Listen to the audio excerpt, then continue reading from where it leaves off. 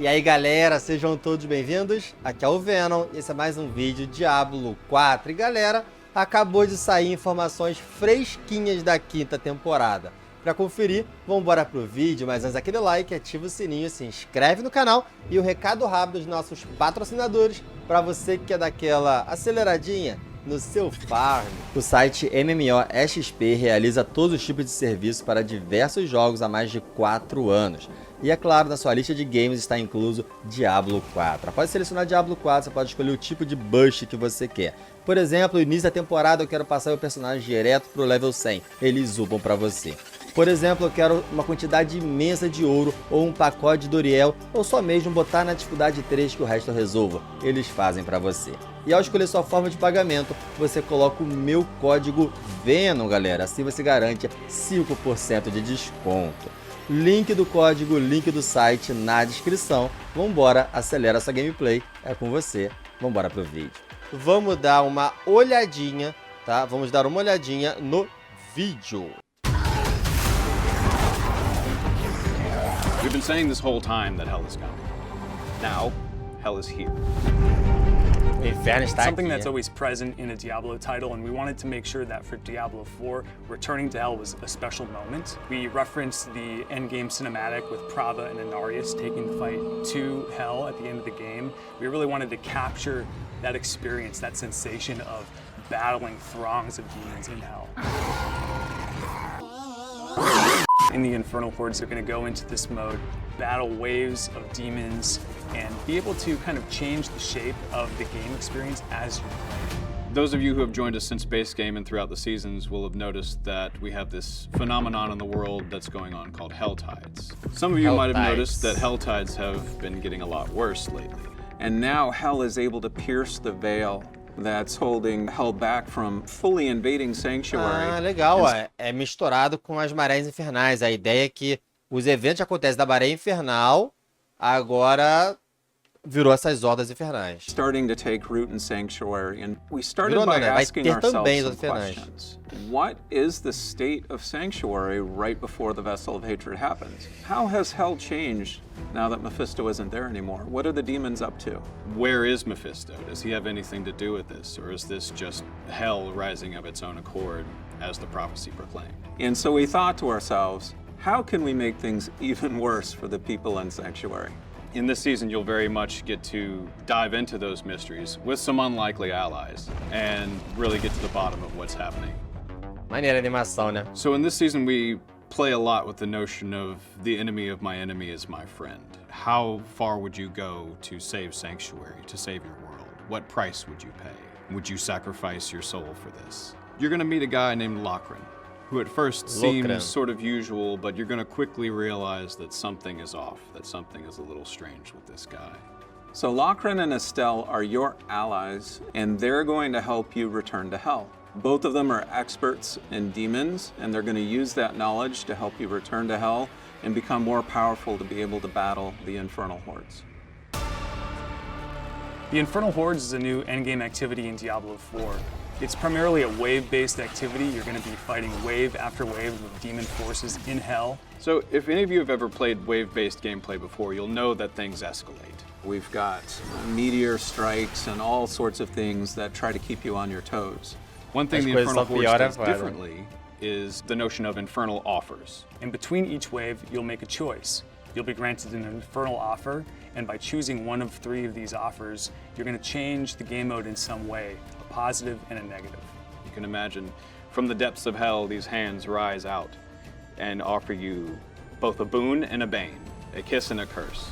And this is a temptation that the Fel Council is making to you. And in this temptation, you're offered more power, but that power comes at a cost.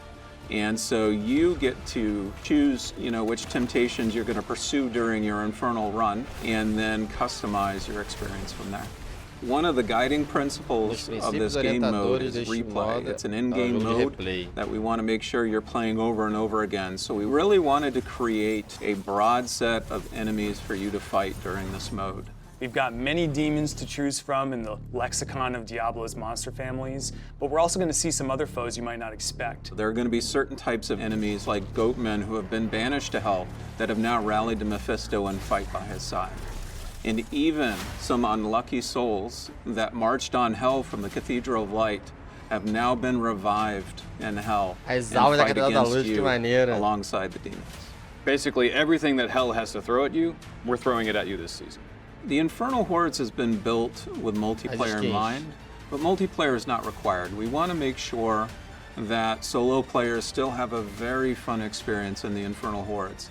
Now that said, if you roll in with a party, you're going to have a lot of fun. This game mode is going to appear in the Eternal and in the Seasonal realm, and that means that once the season is over, it's here to stay. The Infernal Hordes is unlocked at World Tier 3, so Começa really nas- what you need na to do dificuldade to 3. access it is earn your way up to World Tier 3 and then complete an Eternal quest line that takes you back to Hell and then unlocks the Infernal Hordes. For World Tier 1 and 2 players, we've built out a seasonal progression that'll help them become more powerful in order to be able to confront the Infernal Hordes. First is you can earn reputation, and that reputation applies to a reputation track that earns lots of really cool rewards that'll make you more powerful as you progress onto World Tier As 3. recompensas. The other thing we've built are micro-dungeons called Hell Breaches that offer a glimpse at the Infernal Hordes mechanics. And they give you a chance to learn the mechanics before you confront the Infernal Hordes at World Tier 3. Da hora.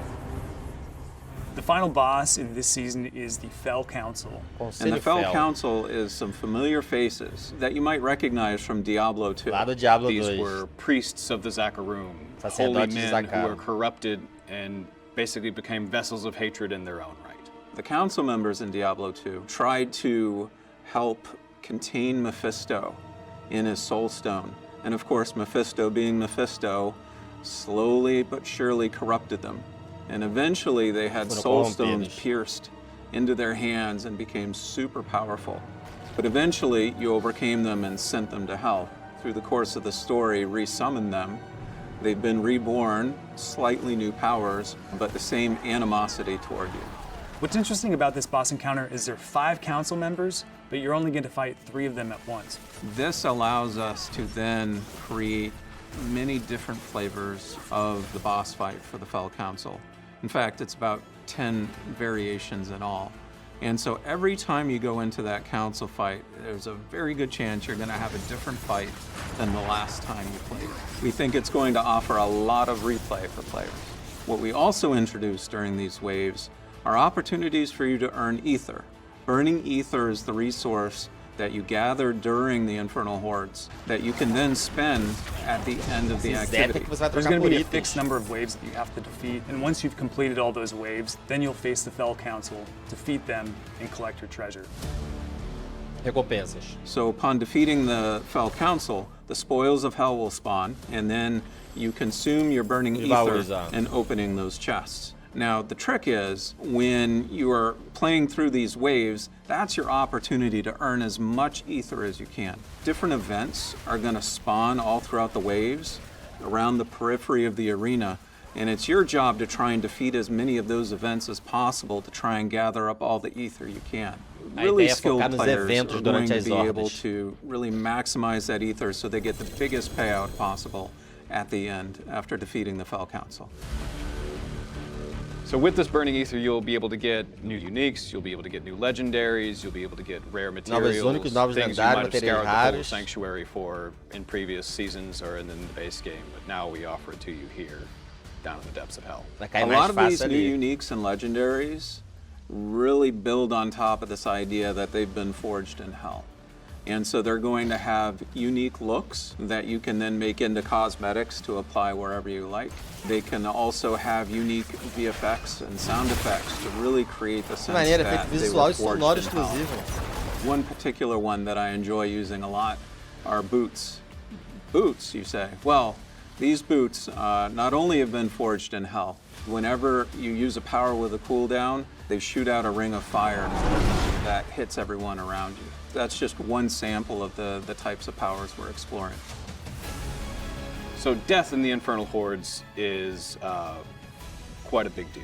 You're returning to the realm of hatred where Mephisto was born. Like, this has to be a big deal. In the Infernal Hordes, it's a lot like Nightmare Dungeons. You only get a fixed number of revives in order to be able to get to the end of your run. So at lower difficulties of the Infernal Hordes, you'll get a number of revives shared between your party, but at higher difficulty levels, the game is going to start taking away those revives, and that increases the stakes that you have. Olha, vai poder reviver menos vezes nas cidades mais altas. In the Infernal Hordes, we created a lot of new ways for monsters to ambush the players, and so I'm pretty stoked to see how our players respond to these. The seasonal quest line and the eternal quest line, they have lots of little surprises and twists and turns in them.